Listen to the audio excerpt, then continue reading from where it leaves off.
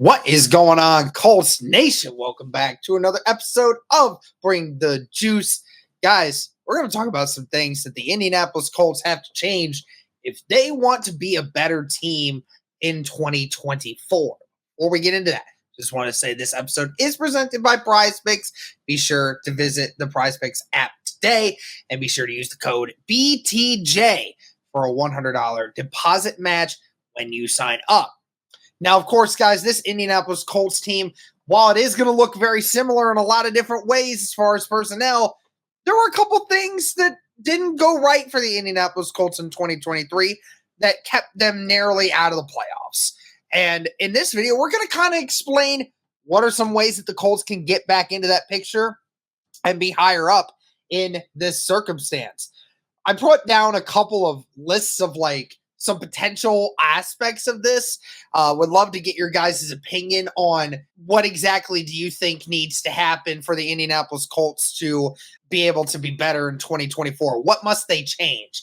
Now, I don't necessarily think there has to be a lot of schematical changes in this that gets involved in this, but I will say the first things that goes into it is remaining healthy, especially at the quarterback and cornerback positions. Now, of course, health is not always something you can predict, and it's not something that you can just necessarily say, hey, we're definitely going to try to be this healthy throughout the remainder of the year. Sometimes it just doesn't happen that way.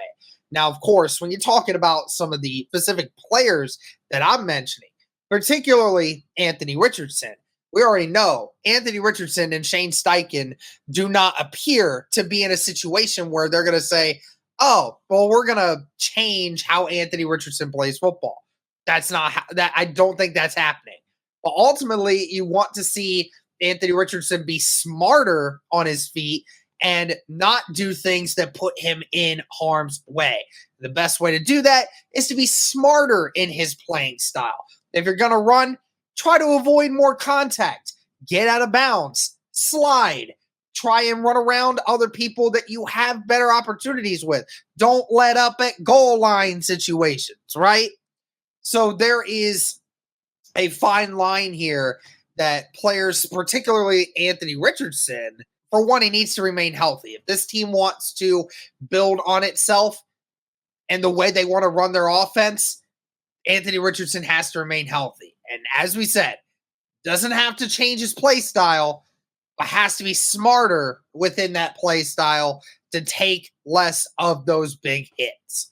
And when we talk about the cornerback room, of course, there's really not much you can do about it when it comes to the health of that. But again, the Indianapolis Colts in 2023 were decimated with injuries in 2023, especially in the cornerback room and even sometimes in the safety room. So hoping this year that is not the case.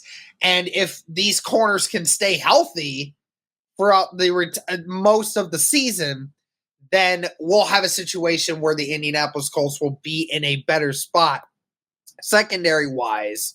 So that's the first step that I hop into. The next one I'm going to talk about particularly mentions the defensive line. First things first, stopping the run. That's the number one thing. The Indianapolis Colts last season, stopping the run, it's kind of funny because when we used to think about the Indianapolis Colts, even with Eberflus and everything else, the Colts were always a really good run-stopping team, but were not great at stopping the pass. Now, with Gus Bradley in here now, and with the staff that we have, the Indianapolis Colts, when healthy, particularly when Grover Stewart is in there, they are a above average run stopping defense. But when Grover Stewart obviously went out last year, the Indianapolis Colts were one of the worst teams in the NFL at stopping the run.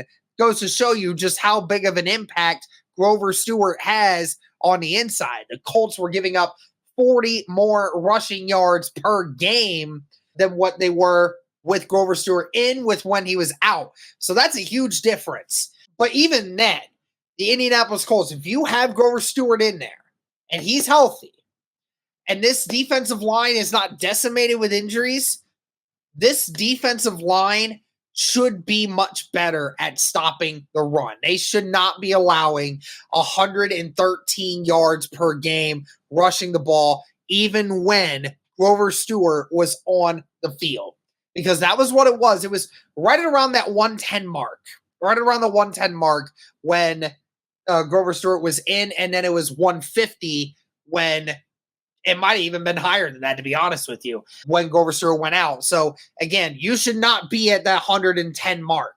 You should not be allowing that many rushing yards per game with as star-studded of a defensive line that you have, and guys who are acclaimed for being a run-stopping defensive line that you are. You have Grover Stewart, you have DeForest Buckner, you have Kwity Paye. You have 3 guys that all know how to stop the run. So it's got to get better. 100% has to get better. Now, as sticking with the defensive line, it also needs to be the defensive pressure. Again, we talked about it so many times throughout this offseason. Indianapolis Colts, they did finish top 5 in sacks last year. But overall, for pressure rate, they were the 21st best team at pressuring the quarterback.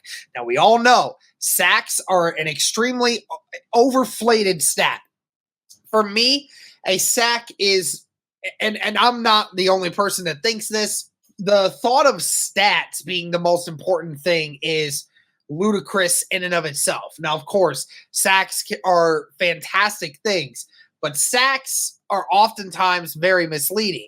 The majority of your sacks, you only lose about 3 to 4 yards on any given play. Now, there's sometimes some sacks you may lose 10 plus yards. There's some sacks where you don't even lose yards at all. You're just losing a down. So sacks are a very overinflated stat. Pressure-wise can be just as important to helping your defense as sacking the quarterback. The teams that are the most frequent at getting pressure on the quarterback consistently throughout games are the teams that are going to make it out alive on the other end. And especially for a team like the Indianapolis Colts that has a young secondary that is still trying to learn the scheme of Gus Bradley and how they approach that, that's going to be a huge aspect of this. So what must change? Again, stopping the run and getting more consistent pressure on the quarterback defensively when it comes to the line. As we said, guys, today's episode is sponsored by Prize Picks. Now, what is Prize Picks? Prize Picks is the largest daily fantasy sports platform in North America. Instead of battling against thousands of other players across platforms, you're basically picking 2 to 6 player stat projections, and you're choosing more or less on those stat projections to be able to watch those winnings roll in. It's very easy. Do you guys want to play along at some of Prize Picks' favorite players like rapper Meek Mill and UFC fighter Sugar Sean O'Malley? Well, if you guys sign up today, you can find the community plays under the promos tab of the app to view the entries of some of the biggest names on the platform and be a part of that as well. You can now win up to 100 times your money on Prize Picks with as little as 4 correct picks. You can turn $10 into $1,000 just like that with NBA, NHL, and college basketball entries today on Prize Picks, America's #1 fantasy sports app. Like a lot of other things, guys, they also offer injury insurance, so your entries stay in play even if one of your players gets injured. So if someone exits the game in the first half and does not return in the second, that player projection won't count against you and the rest of your entry stays live. So it's great bounce back for that one. What I love about the app as well, guys, is it's not just sports like NBA, NHL, football, and tennis, and baseball, and all these other things, but there's also a lot of others that go into it as well. If you like to place entries on video game situations like Call of Duty, CS2, Apex, if that's something that appeals to you, there's a wide variety of sports and video games and everything else that you can place entries on. And I love how expansive it is. Even just looking at the NBA, there's entries you can make with turnovers, with points. You can do combo deals, dunks, field goals attempted, all of these different things. So there's just so many different ways to make money off of these entries. Be sure to download the app today and use code BTJ for a first deposit match up to $100. Again, download the app today and use code BTJ for a first deposit match up to $100. Again, it's sponsored by Prize Picks. Pick more, pick less. It's that easy. And only one other thing that I can really think of at this moment when talking about things that need to change, and this is more of a Shane Steichen thing, and that's taking the points when they present themselves. There was a lot of times last year where the Indianapolis Colts refused to take points in situations where they could have.